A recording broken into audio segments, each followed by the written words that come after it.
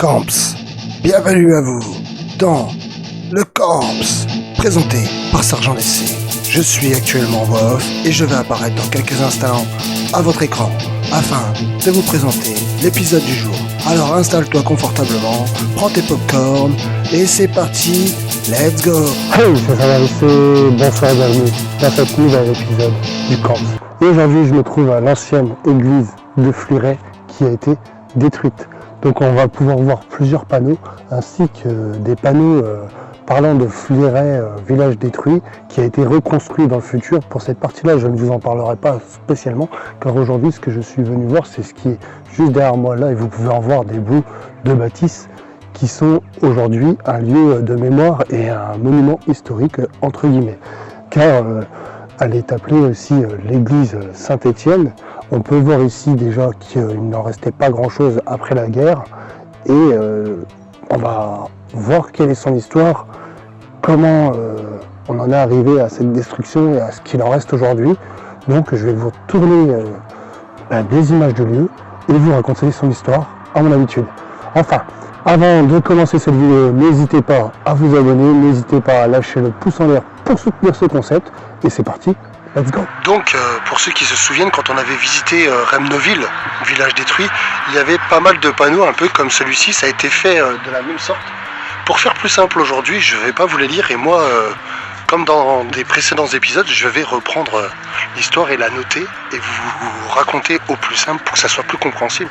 Là, à l'heure actuelle, on est déjà en train d'en faire le tour, donc vous me voyez un peu hors champ, un peu hors cadre. Il y a pas mal de soleil, donc j'espère que ça va être propre.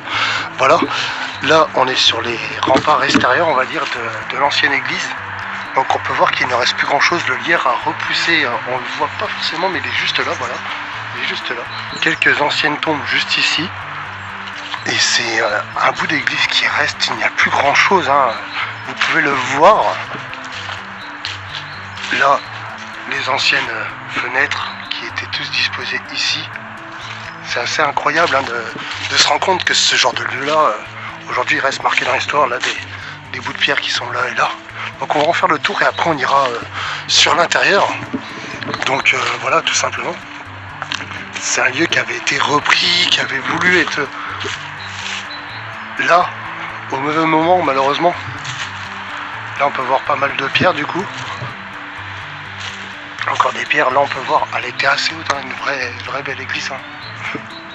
En tout cas, c'est incroyable de voir ce genre de lieu-là aujourd'hui. Comme vous pouvez le voir, hein, on le visite.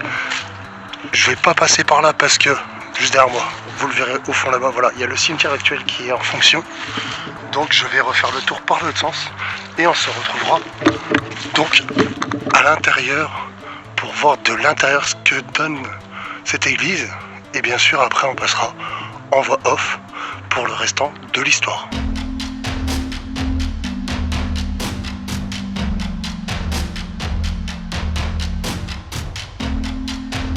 Donc actuellement, je me trouve au cœur de l'ancienne voûte qui se trouvait juste là au-dessus de moi.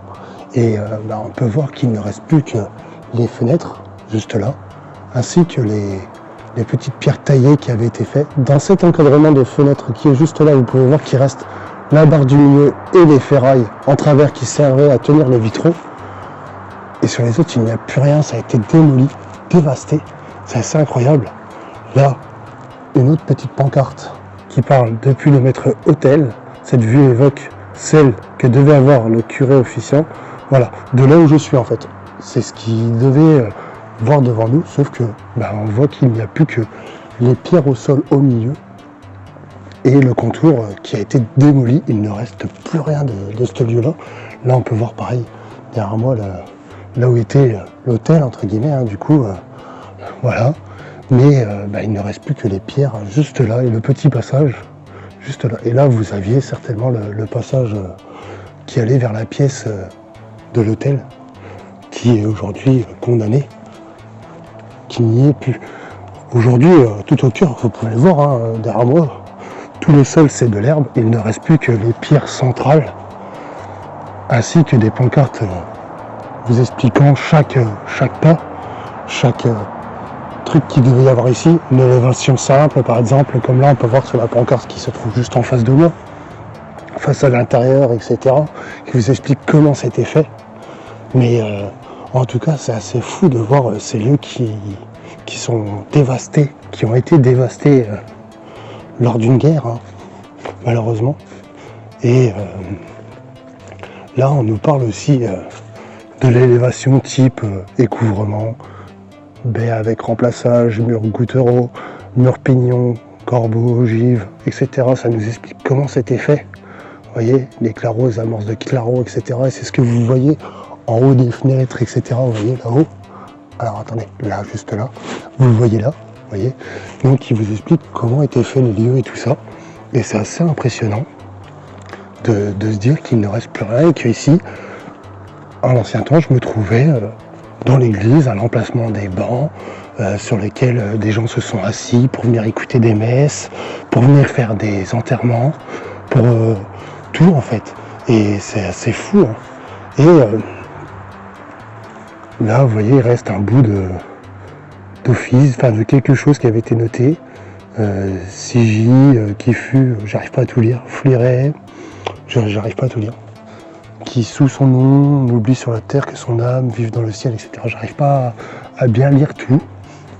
Mais en tout cas, je serais très content de pouvoir vous apporter ce bout d'histoire et de vous la lire, de vous la raconter avec toutes les images que je vais avoir tournées ici. Et pour cela, on va donc passer désormais en voix off. C'est parti, let's go. Bombardé pendant la Première Guerre mondiale, le village de Fleuret se situait à proximité du front, et notamment du bois de Mormar. Le vitrail situé au-dessus du portail d'entrée côté nord est brisé. Cette église en ruine est toujours visible à proximité du cimetière civil. Le village, y compris le nouvel édifice religieux, a été complètement reconstruit un peu plus à l'ouest. Fleuret et Remnoville, les deux grandes églises néo-gothiques. Notez la ressemblance entre Saint-Étienne de Fleuret et l'église de Remnoville. C'est vrai que pour ceux qui suivent mes vidéos, vous avez pu voir que j'en avais parlé quand j'avais été à Remnoville, village détruit. Elles ont été construites toutes les deux dans le troisième quart du XVIIIe siècle et XIXe aussi. Dans un style néo-gothique, c'était de très grandes églises par rapport à la taille du village. Installées en hauteur, elles dominaient le village. Plutôt richement ornementées, elles étaient signées par Léon Vautrin, un architecte né ancien à Remnoville, et Paul-Alexandre Vivenot à Fleuret. Elles présentaient toutes deux un monumental clocher porche surmonté d'une flèche. Et aujourd'hui, malheureusement, il ne reste plus que ce que vous avez pu voir sur mes images pour témoigner des bombardements et de la guerre mondiale qui a eu lieu. Et un peu plus sur le bas de l'église, il reste quelques morceaux aussi du village de Fleuret, des restes du bombardement. Là, vous ne les avez pas sur ces images-là, mais voilà, je tenais à l'ajouter. Et en tout cas, c'est un lieu incroyable. Vous pouvez le visiter, comme vous avez pu le voir et que vous le voyez encore sur les images. Il y a pas mal de panneaux explicatifs sur la façon dont elle avait été faite, sur la façon dont elle avait été construite, à quoi elle ressemblait. Et on peut aussi également trouver son histoire sur internet. Voilà, tout simplement.